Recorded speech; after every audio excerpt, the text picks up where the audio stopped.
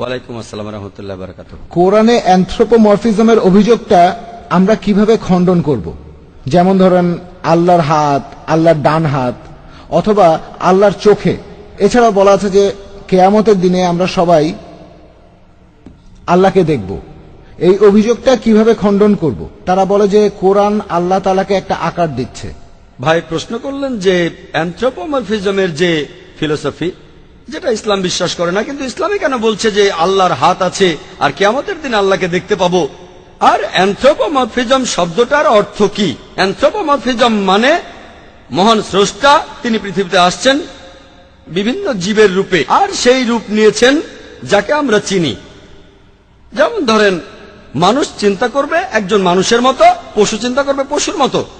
তাহলে পশুদের জন্য আসবে একটা পশু, কিন্তু যেহেতু তিনি ঈশ্বর পশু হয়ে এসেছেন এই পৃথিবীতে, তখন পৃথিবীর মানুষও সেই পশু ঈশ্বরকে শ্রদ্ধা করবে। এভাবে ঈশ্বরের বিভিন্ন রূপ দেখা যায়, যেটা কল্পনা করতে পারি, যেটা চিন্তা করতে পারি।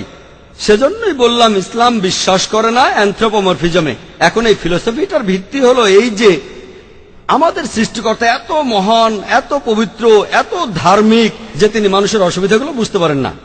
অ্যানথ্রোপোমরফিজম এটা হলো মানুষের ক্ষেত্রে। তাই মানুষ এমন বলে যে তিনি খুব পবিত্র, খুব বিশুদ্ধ। তিনি জানেন না যে মানুষের কেমন লাগে যখন ব্যথা পায়, যখন সমস্যায় পড়ে, যখন সে বিপদে পড়ে। তাই আমাদের স্রষ্টা একজন মানুষ হয়ে জানতে চান মানুষের জন্য কোনটা ভালো আর কোনটা খারাপ। শুনে মনে হতে পারে খুব সুন্দর যুক্তি, সৃষ্টিকর্তা কত পবিত্র, কত বিশুদ্ধ, কত ধার্মিক। তিনি তো মানুষের সীমাবদ্ধতা জানেন না, তাই তিনি মানুষের জন্ম নিয়ে সেটা বোঝার চেষ্টা করেন, তারপর বলেন মানুষের জন্য কোনটা ভালো আর কোনটা খারাপ। ধরেন আমি বানালাম একটা ভিসিআর, ভিডিও ক্যাসেট রেকর্ডার। এখন ভিসিআর এর জন্য কোনটা ভালো আর কোনটা খারাপ সেটা জানার জন্য আমাকে কি ভিসিআর হতে হবে? না। এখন যেহেতু আমি প্রস্তুতকারী, আমিই বানিয়েছি এটা, এর জন্য কোনটা ভালো আর কোনটা খারাপ সেটা জানতে আমাকে ভিসিআর হতে হবে না। আমি যেটা করব, তৈরি করব একটা ইনস্ট্রাকশন ম্যানুয়াল। ইনস্ট্রাকশন ম্যানুয়াল মানুষ জাতির জন্য, সেটা এই পবিত্র কোরআন। এখন ভিসিআর এর জন্য একটা ইনস্ট্রাকশন ম্যানুয়াল লিখবো যে যদি ভিডিও ক্যাসেট চালাতে চান ক্যাসেটটা ভেতরে ঢোকান, তারপর প্লে বাটনে চাপ দেন। যদি বন্ধ করতে চান স্টপ বাটনে চাপ দেন। ফাস্ট ফরওয়ার্ড করতে চান এফ বাটনে চাপ দেন। উপর থেকে ফেলবেন না, তাহলে নষ্ট হয়ে যাবে। পানিতে ডুবাবেন না, নষ্ট হয়ে যাবে। আমি একটা ইনস্ট্রাকশন ম্যানুয়াল লিখবো। একইভাবে মানুষ জাতির জন্য আল্লাহ সুবহানাহু ওয়া তাআলা হলেন স্রষ্টা, আর মানুষের জন্য সেরা ইনস্ট্রাকশন ম্যানুয়াল, যেটা আগেও বলেছি, হলো এই পবিত্র কোরআন। মানুষের প্রতি নির্দেশগুলো এই বইতে আছে। এখন কারো কারো মনে হতে পারে, আর আপনিও ঠিক বলেছেন, যে কিছু লোক ভুল বুঝে একথা বলতে পারে যে আল্লাহ তাআলার হাত আছে, আল্লাহর আকৃতি আছে। এ কথাটা কোরআনের বিরুদ্ধে যায় কিনা? এই উত্তরটা আছে সূরা সূরাতে। এখানে 11 নম্বর আয়াতে উল্লেখ করা হয়েছে যে লাইসা কামিসলি শাই, কোনো কিছু তার সাদৃশ্য নয়। আল্লাহর মতো আর কিছুই নেই। তিনি শোনেন আর দেখেন, কিন্তু সেটা আমাদের মতো দেখাশোনা নয়। আল্লাহ পবিত্র কোরআনে বলেছেন ওয়ালাম ইয়াকুল্লাহু কুফুয়ান আহাদ, সূরা ইখলাসের 4 নম্বর আয়াতে উল্লেখ করা হয়েছে তার সমতুল্য কেউ নেই। সূরা সূরার 11 নম্বর আয়াতেও একই রকম কথা আছে, কোনো কিছুই আল্লাহ সুবহানাহু ওয়া তাআলার সাদৃশ্য নয়। আল্লাহ যখন হাতের কথা বলছেন, তিনি এখানে মানুষের হাতের কথা বলছেন না। যেমন আঙ্গুল আছে, আল্লাহর হাত, ব্যাস। কিভাবে? আল্লাহ মালুম।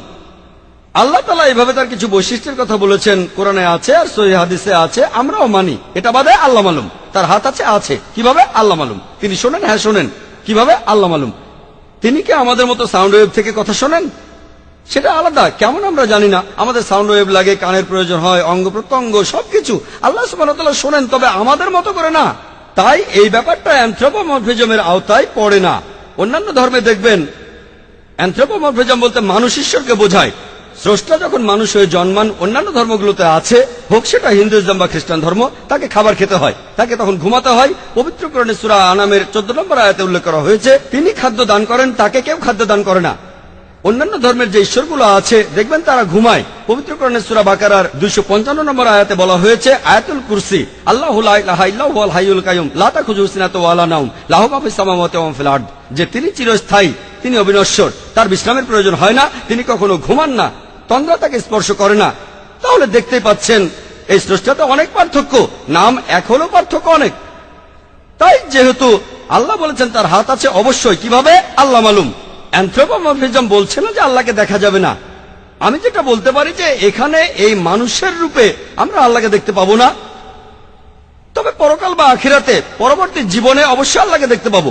সেজন্য একটা হাদিসে বলা হয়েছে যে রোজ কিয়ামতের দিনে বিচারের পরে যদি যায় ইনশাআল্লাহ, দোয়া করে আপনি যেন বেহেশতে যান। আপনি জান্নাতে গেলে আল্লাহ তাআলা আপনাকে অন্যভাবে বিচার করতে চাইবেন। তিনি আমাদের মতো হবেন না।